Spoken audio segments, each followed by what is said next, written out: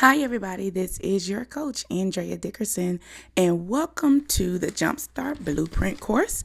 You are on Module 8. This is our lesson 4, Big Business Blueprint. And in this lesson, we are going to go over the enrollment building blueprint process. I started the enrollment building blueprint process when I was wanting to transition from my 700 square foot home. I really didn't know how to make such a big leap in business, but I knew I needed the right infrastructure. So what happened was I found this business building system, and I began to read the system, and it was for general business overall.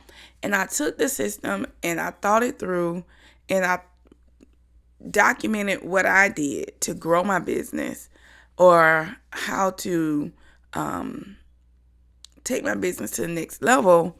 So then that's when I started my own process, and then I turned it into the enrollment building blueprint because it was what I did to help me from that product to attract new clients. And then I tweaked some things because I understood the power of it being made for the childcare industry. So this blueprint can be used for any business. But what I teach you today is going to be how you use it to apply in the childcare industry. So what is the enrollment building blueprint exactly? This blueprint that you see before you is the strategy that you utilize to create your marketing material, get clarity about who your target market is, and put yourself on a path to achieving what it is that you truly want in your childcare business. And I believe that the purpose of helping you achieve that is when you're able to take all of this blueprint and create a marketing message. Your marketing message is what you are telling your ideal clients through your online, offline media. Media consists of things like flyers, your Facebook page, your post, your Instagram, your registration packets, your one-on-ones, your discussions with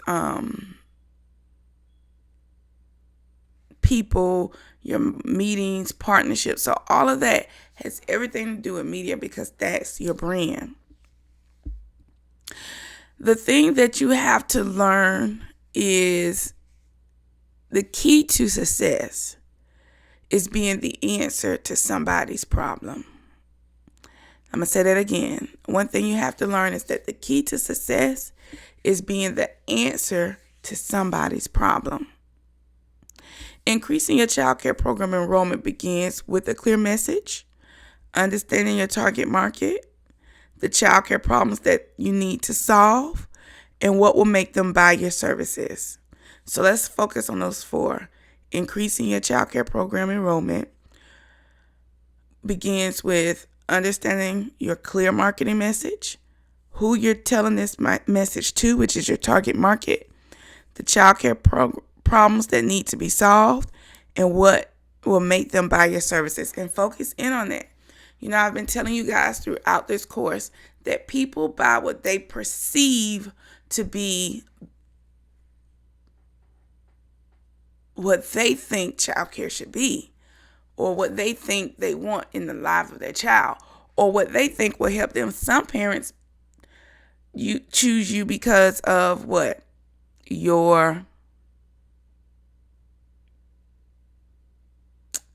Some parents choose you because of your race. So think this through. Think out what will make people buy from you. And it's okay if you decide to base your business on rates. Then you know that everything that a person does from your business that point forward is all about the money. So they're like a what's in it for me type of person. And that's okay. So here's step 1. First, it's about identifying your target market. And I want to make sure that I express this to you guys clearly. One thing that I learned is that when you are identifying your target market, everybody wants to work with the best A-plus clients there are. So in order to work with A-plus clients, identify to yourself what makes an A-plus client. Because you may come across a parent who may not have the title of executive, but their principles, their desires for their children, their integrity, all of that really lines up with who your A-plus client is. So I usually take all of my clients through what I call the client attraction system, because it helps you identify your A-plus clients, your B clients, your C clients. And that's what you want to do. You want to identify the clients that you truly want to have working with you in your business. So then the next one is, although you're wanting to attract elusive clients and make sure that you haven't working with the best clients, you will have to take a look at where you are in your area.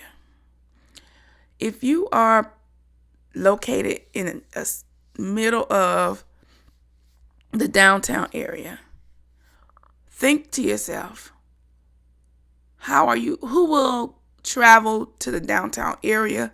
Who travels through the downtown area?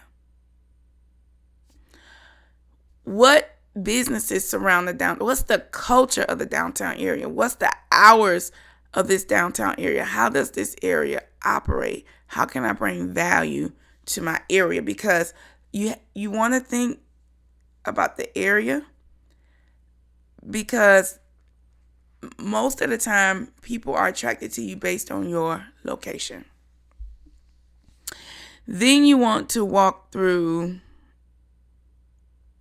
what services do I want to offer in my business? You could have a night care service. You can have a summer camp service. You can have a class where children have cooking classes, yoga. So you can take and break down what you offer and who will want what you offer. Because whoever wants what you offer and who will buy what you offer, those people are essentially your customers. So for the purpose of this training, what I'm going to do is help you understand this blueprint process through identifying an ideal client or a target market. And I want to utilize night shift workers. So right here, you would put night shift, and then you'll start looking at your trends. Like, go back through your enrollment. What are the age groups of the people that normally enroll with you? So then that's when you will identify their age. You would say 18 to 35 if that's your numbers. Female. And then once you identify who your target market of customers are, night shift, their age, female, think about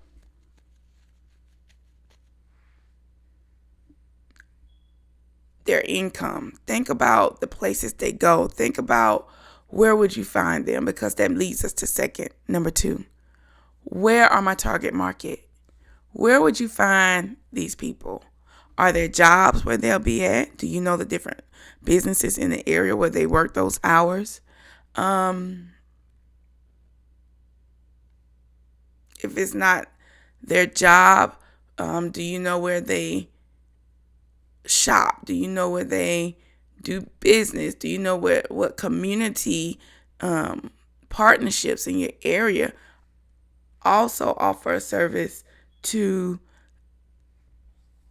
that market of people? Because once you know who they are, as far as your customer, your target market, then you'll have clarity about where to find them. The first thing in finding them is to have a message and a service that they want and that will attract them. And then it's time to go to advertise the places where they are. So this can be tricky if you only have a few clients, or if you have no clients that currently match your ideal client. Then this is where you have to become a person that asks questions. Some people that you approach when you're looking to determine where you're going to find clients, some people that you approach are going to be people where you just want to ask questions. Hey, where do you work? What hours do you guys work? What's the biggest challenge you're facing with childcare at this place? Those are questions you want to ask, because now you want to understand that even if I'm not servicing my ideal client right now, even if I'm thinking about opening a night care service that's not operating right now, I still need to know where to find them. And so that's step 2. Then you want to think, how will you attract them? Attracting your target client, you've got to speak that language of that client. So for instance, if you want someone who's all about the business professional, then don't use relaxed and personal speech in your marketing message. Like for me, example, and you guys can see this with the Jumpstart course. One of the things that I did was I said, hey girl, hey. I used that because I wanted to attract people between the ages of 18 and 45. And I wanted it to be more personable, because in childcare, I wanted to work with people who needed to develop into that strong professional, and I wanted to be the person to help them to do that. So I began to offer a personal talk in my marketing message with, hey girl, hey, you want to get your business popping? So those are words that I utilize that will attract that market of people, or who had heard the word before, so it was a common word for them. So now, say for instance, if I wanted to attract people who were in the childcare industry, been in the childcare industry, considered themselves to be corporate childcare owners, I would have said something like, hello, early childhood educator, and not negating anybody that's an educator that's listening to this audio, but my talk would have been more professional, more keen for that audience. So I'm giving you that example because you might be able to think of your tone of how you talk in your head. Who's attracted to that tone? Who's attracted to who you are? And be who you are in your marketing. So then you have to think about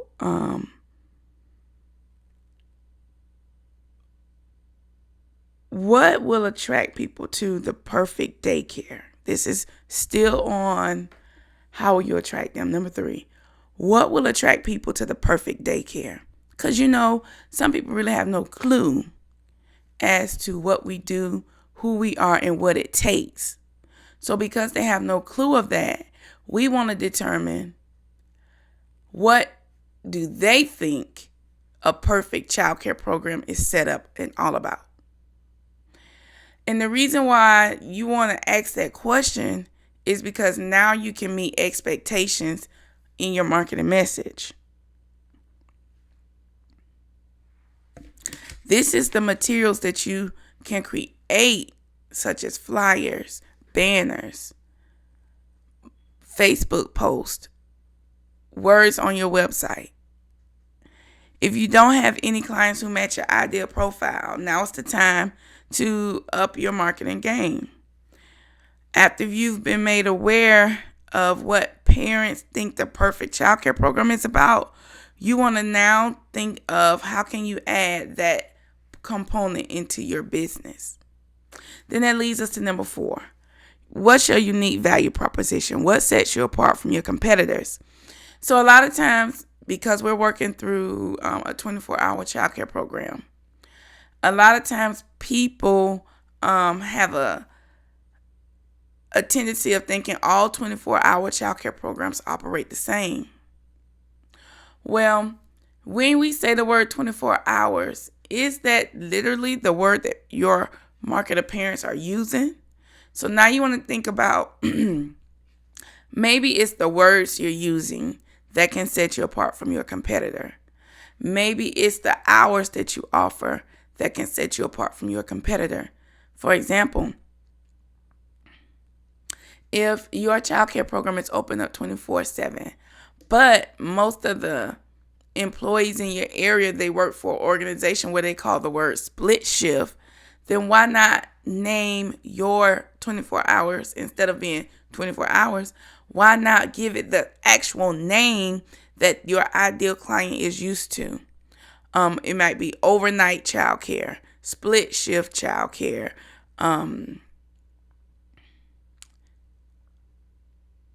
It may have a different word, but that word isn't that I use it on my flyers in my city. That word is what your city uses to identify their night shift crew. So that could be a very unique value proposition that sets you apart from others in the industry.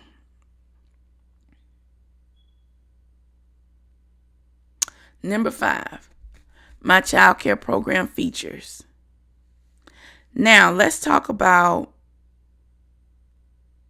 your child care program features. Your features are going to be what you offer from number 4 that sets you apart from your competition. It's going to be your unique value proposition in a clear statement that's in line with your market's challenges and desires. Communicating your unique contribution to your company, the product and services that your company provides your audience. This is what's going to differentiate you from your competitors. So now, let's go through step 5. What is it that your features are that differentiate you from your competitors? Do you offer for this target market of people? This is the target market of people we're working with, those who work at night. So do you offer them the benefit of utilizing the day shift as well as the night shift program? Or is it strictly for night shift? What do you offer parents that will be a part of the night shift program? Do you offer meal prep? Do you offer dinner? Do you offer games? Do you offer homework assistance? Do you have a outside vendor that work with children come in at that time? So what we're getting to essentially is being clear about what your program features are for the 24-hour service that you offer. Not what goes on during your morning shift, not what goes on during your transportation, but I want you to tell me the features of what happens during your night shift program. Then number 6. Go back to number 5. I want for you to make it so irresistible. And the only way you can make it irresistible is when you ask yourself, where will I find them? How will I attract them? Remember, this is when you start getting into that research mode. 1, 2, and 3 is all about research. Finding out who they are and where they are and what they feel the perfect childcare program is. Because that's how you're going to take stock of what you offer and turn it into an irresistible program by creating packages that prospective clients can take notice of. And so we'll get into that further. Number 6, what parents gain as a benefit from working with you. And what you have to do is you got to think about this. You got to really think, when I offer my childcare services, what do parents gain? Do they gain consistency? Do they gain the fact that you've had an employee for years? So where some programs are having turnover, your program isn't? Is it that you provide a snack upon departure? What is it that sets you apart from your competitors that you do that you do better than? Not that nobody else do it, but you do better than your competitors. So you guys know we have the 30-day Potty Helper system.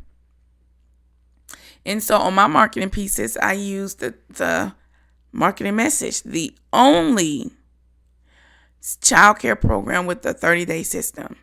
And the reason why I had to identify my unique value proposition was because my program features were similar to what others offered, but I had a teacher who was just as excited about potty training as me. And so I would then take and help her to understand how we did things with the potty training process. And I took and made it where we could do this on a 30-day system, working with the parents, working with the children, being consistent, teaching parents along the way that if they followed our system, they'll have it done in 30 days. So now I am setting myself apart from others because I'm highlighting that program feature and I'm giving parents what they will gain from it. Give me 30 days. And when I launched this marketing concept, we sold our books from our child care center. People came in just for the a la carte service of potty training, because that's one of the challenges that parents faced. And some parents had the idea that daycare is where potty training takes place. So that's why you want to take stock of your services and see if you can become an expert in any one of those areas and then market that as your expertise. So that leads us to number 7. How will I wow or sell to my customers? It doesn't work to push your services on clients, but rather pull them to you. To start, add a wow factor. Use specific marketing opportunities and techniques that really speak to them. So for instance, if a parent came in because they worked at night, how do you make your services so irresistible to their like, wow, this is what I wanted? Do you provide transportation services for pickup? So for instance, if you had this business that 10 of your clients worked and they all worked at this business at night, would you be willing to have transportation offered as a pickup at that place of employment so that the parents could be really wild? Like, this is how you sell to them, by offering them an opportunity for them to just arrive to work and you do the pickup. You come and pick up the children. Do you have like a set time where you can do that? Is that possible? So if that is possible, how are you going? Now you are pulling them to you. So now you got to think, what ways am I going to let them know that this is something that we offer? So now you're looking for marketing opportunities and techniques that speak to them. Are you doing it? Are you using your social media? Are you using video to show your company pulling up to a business, picking up the kids while mom is waving by and going right into her office and clocking in? Do you have a way of selling this service? So now it's like, even if you say, all right, I'm selling a night care service, how are you going to sell it? Like, is it going to be just through flyers? Are you going to make phone calls? Are you going to send flyers to different businesses? How are you going to let people know that this is a wow factor of your childcare program and that they should come in and do business with you? So one of the things that you want to think about is, how will you wow them? The wow is picking the children up from one location. This is just me giving it thought, because if you got 10 parents that work at the same job and they all need the same hour of night shift service, would it benefit you to offer that service at a rate if possible? Then number 8, it moves you to where will you sell. You must develop a message for each marketing strategy. Keep in mind that not all social media is the same. What may work offline may not work online. And providing business-to-business services may not work the same as providing business to customer. So I want to tell you a little bit about how you could tell the difference of what will work and what won't work. Business to business is when you go do business to business, you have to figure out what's in it for the person that's listening to you. So now you got to think about, how would you sell it? Are you going to set up a meeting? If you set up a meeting, what ways are you going to present yourself to those who you are in a meeting with? Are you going to set up a meeting with the customer where customers can come and take a tour of your business? Like, how are you going to sell to them if they were to come in and take a tour? Do you offer tours at night? Like this, remember we're talking about this ideal client, not saying that you have to have it, but do you offer tours at night? Do tours have to be taken during the day? So you want to think about where during your conversation, where on your online are you going to ask for people to do business with you? Where are you going to go offline? What places are you going to visit? What people are you going to call? And that flows from your memory jogger in your prior lesson. So that's why we taught on the memory jogger, because now it gives you ideas of where to go, who to talk to. And your where online is important. Would you do press releases, testimonials, releases, YouTube, Facebook, Instagram, Twitter, blogs? Will you become a part of online communities? So now you got to sit down and think, where are you going to be present to take your marketing message? After you have thought about that, now it's time to say, now you have to determine that this person will interact with you. This person will be attracted to your marketing. You have to go ahead and mentally make that decision that now it's time to follow up with these people. So now you have to think, even if it hasn't happened yet, you have to think it through. Now what am I going to do to follow up with my online clients, offline clients, business to business clients, those who come in and take a tour? So online, if you have somebody that clicks like on your page, do you inbox them? Do you respond to them? Do you initiate a way to stay in contact with that person? Are you generating a list of people so that you can tag them online when you're offering things? Offline. So are you in meetings? Are you visiting a community? Are people coming in to visit you? Like, what ways are you marketing your business offline? Because however you market offline, whatever you choose to do to market your business offline, which if you need clarity, go back to your memory jogger lesson. Whatever you do offline, you have to have a follow-up system. So when people call us, in my child care program, this is why I use the enrollment tracker, because now I can follow up with them offline. So now you have to go into step 10.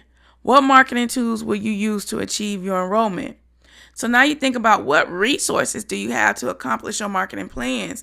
Because all of this is going to be a plan before it's ever implemented. So now you know where you're going, who you're talking to, and the different ways of how you're going to sell it to them. So now you got to think about, what tools do I have to help me accomplish this? Do I have access to brochures, flyers?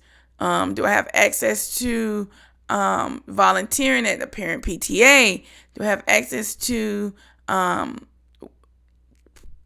people, meetings? Do I have access to the different businesses? So, like, tell me, what tools would you use? Your flyers, your business cards, your website, your brochures, your word of mouth, your access to different people. Like, what tools do you have that surround you that will tell you, your network is important. So even if you have a network of people, you're good with people, you may not even have a flyer, but is that a tool, your network of people? So think about, what are you going to use as a marketing medium to talk to your ideal client? Number 11, what objections must you prepare for? One of the things I know is that you're not looking for the no, you're looking for the yes. But how can you prepare for this objection? How can you make it where you can turn a no into a yes or a maybe. So you must understand that objections in the prospecting process are common. Be prepared. Expect them and learn how to respond. Generally, when people give you objections when prospecting, it doesn't really mean no. It usually means, before I agree to meet with you, I need to know more. People are willing to listen to new ideas and information once they understand how it will benefit them. Until they do, they will offer objectives. So make sure that you plan for what you're selling, what you're offering parents, and how it will benefit them. Because sometimes people just think you're just trying to make the money. So if you're not clear about how this will help them, you don't have the bounce back. So for instance, if a client comes to you and say, well, or you go to a client, you say, hey, are you interested in night care services? And this is just me talking, no system, no formula, just me talking. So if you come to somebody, you say, and you ask, hey, are you interested in child care services? They say, oh, my child goes such and such place. Well, that's like an objection. So now what are you going to do? Are you going to say, oh, okay, that's a great program? Or are you going to say, well, hey, if you ever decide to switch and you're in need of boom, boom, boom, give me a call. Here's my business card. So you prepared yourself in advance because, number one, you may have already done your thoughts about how are you going to switch people from child care programs to yours. How are you going to handle when a person tells you yes, no, or maybe? So you think through those things. A lot of times, this is where your elevator pitch comes in, when you are clear about how to talk to people to get them to do business with you. So prepare for objections. Maybe you have to do your elevator pitch in the mirror. Maybe you have to sit down and think about what are you going to say if a person says something opposite of yes. Even think about how you're going to prepare yourself for the yes. All right, number 12, ask for the sale. Where will you ask for the sale? When I ask you to say where, like in the midst of the conversation of a parent, are you just going to let them just talk? No, you have to know when to come in and say, well, can we get you guys started today? Can we get you enrolled right now? When will you ask it? When parents say, well, how much are your services? Is that up to point in your conversation where you feel comfortable asking for the sale? And then how will you ask it? Will you ask them to come into your child care program, take a tour? And then will you ask them after they try you for free? Like, figure out when will you ask to sell, because when you are clear about your conversation and when it's time to ask for the sale, it eliminates the nervousness associated with selling. Because it is your responsibility to ask a client when they're ready to do business with you. Either way, you have to gain and learn from this experience. Some people say, well, let me think about it. I'm not sure if this is what I want to do right now. I'm checking out a few other childcare programs. And then you're going to ask them, well, what was it that you're really looking for so I can understand? So you have to ask questions, because if you could make a decision today, what's stopping you from making that decision? What will help you make that decision today? So this is how you start thinking about how to get my client to enroll with me today, how to seal the deal today, which leads us to 13, close the contract. I call it the ABCs. Always be closing. So even if you are having a conversation with the parent that took a tour, you really don't know what they're going to do, but you have to be prepared for it. Have your contracts available. Have your sales sheets available. Have a way to go ahead and secure your slot. Get signed contracts. Get your weekly payment in. It won't serve you much to put so much into marketing and planning if you don't know how to close your sale properly. Close by asking if the customer would like to make the purchase or do business with you. This is the most simple, straightforward way of closing. A question like, are you ready to sign up? Would you like for your child to get started this week? Puts the customers in a situation where they don't have the option to refuse to sell.